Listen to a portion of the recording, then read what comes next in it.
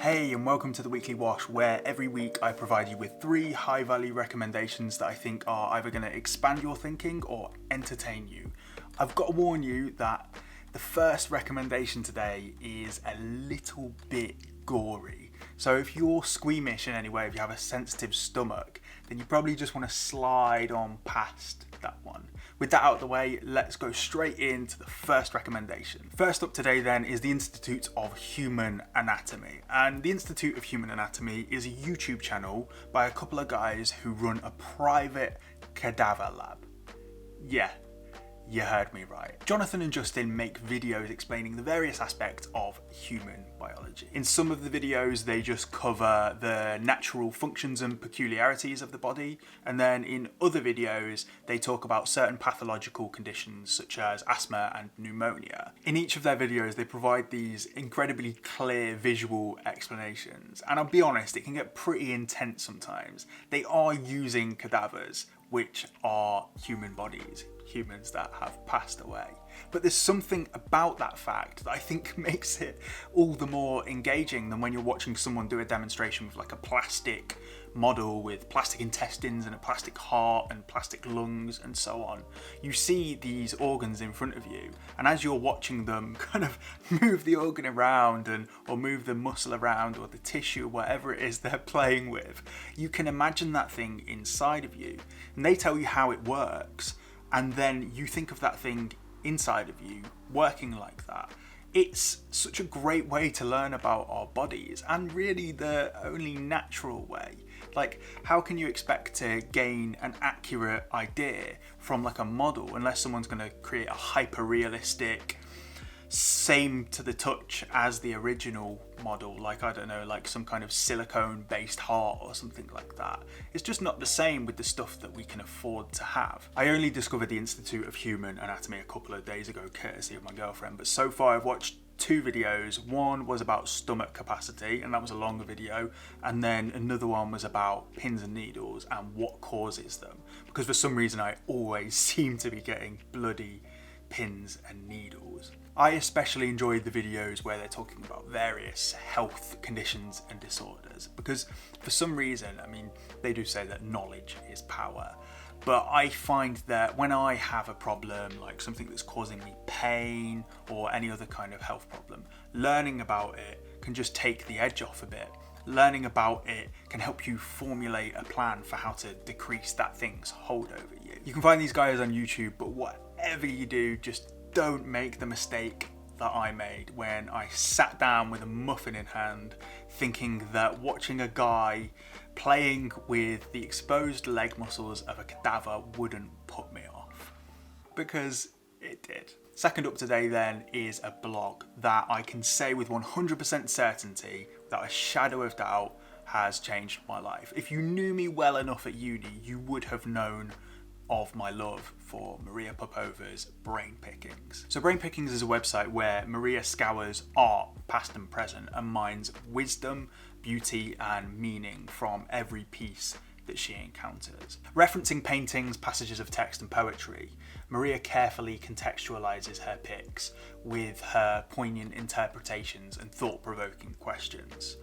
When I got towards the end of university, London began to look like a bit of a grey place to me. I felt very lost.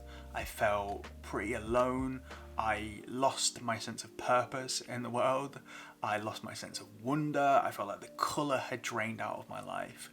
But reading Maria's writing, reading Maria's articles, and the art that she curates and did curate on her website Brainpickings really helped me to stay alive. Not literally, I wouldn't be that dramatic, but I guess artistically and emotionally and mentally. Brainpickings kind of reignited the flame of curiosity in my heart. I was also delighted to find out that Maria actually made a living from doing this, because I didn't realise that this kind of avenue was open to someone who wrote. I thought that you had to go to journalism school and then work for like a big newspaper, maybe be a runner or something, where you just did the dog's body work. But there was Maria on the internet just writing her own blog and making a living. Like, that seemed crazy to me.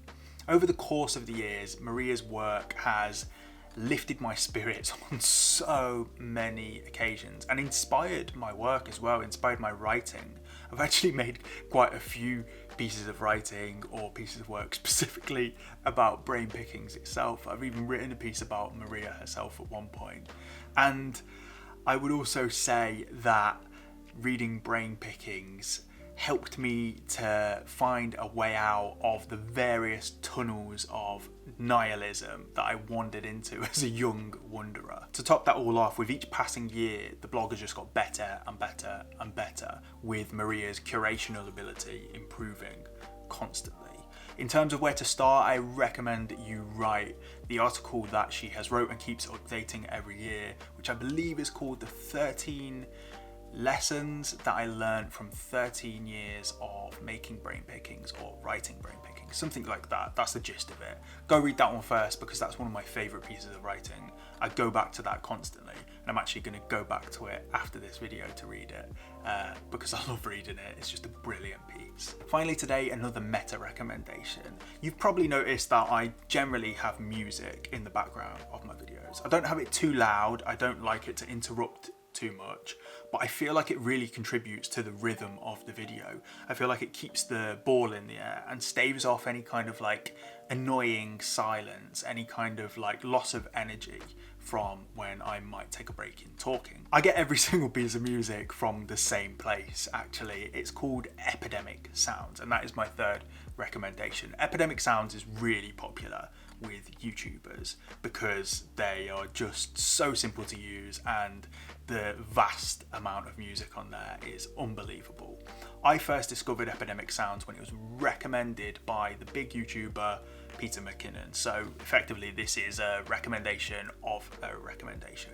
But then if you think about it, then actually most recommendations that people give you are just recommendations of recommendations of recommendations of recommendations of recommendations of recommendations. The volume of options on Epidemic Sounds is unbelievable, and to top that off, it's only £10 a month, which the value that you're getting for that is amazing. There are tons of genres, the music is of an at least professional level, and as well there are a bunch of sound effects that you can choose from, which I use quite a lot now that I'm kind of playing around with editing a bit more.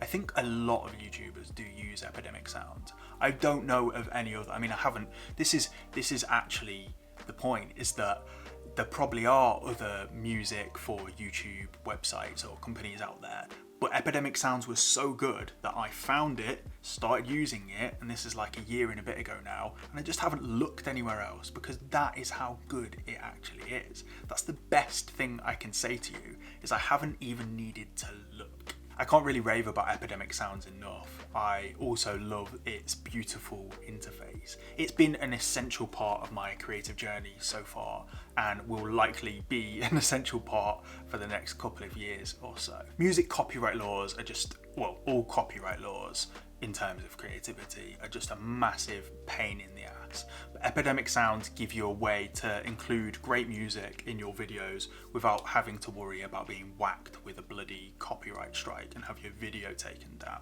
Okay, then that's your 3 for this week. We'll finish up there. I'm going to be back again next week with another 3 recommendations for you. I'm going to try and make another video as well to fit in this week. And when I was just trying to record this bit a second ago, I was trying to explain that I'm attempting to be more prolific, and I didn't know how to use that word in the sentence that I was saying it within. I was going to say I'm trying to increase my profligacy. Let me just tell you what came up when I googled profligacy to find out if it was the right word. 1. Reckless extravagance or wastefulness in the use of resources. 2. Licentious or dissolute behaviour. The emperor's sexual profligacy. That is not the word that I was looking for. I'm trying to be more prolific and hopefully that will benefit you. I'm trying to make more videos about how to think better. I'm going to make some videos about books, but yeah, let's not promise too many things before I get into them. This has been The Weekly Wash. I'll see you next week. Have a lovely week. Take care. Bye bye.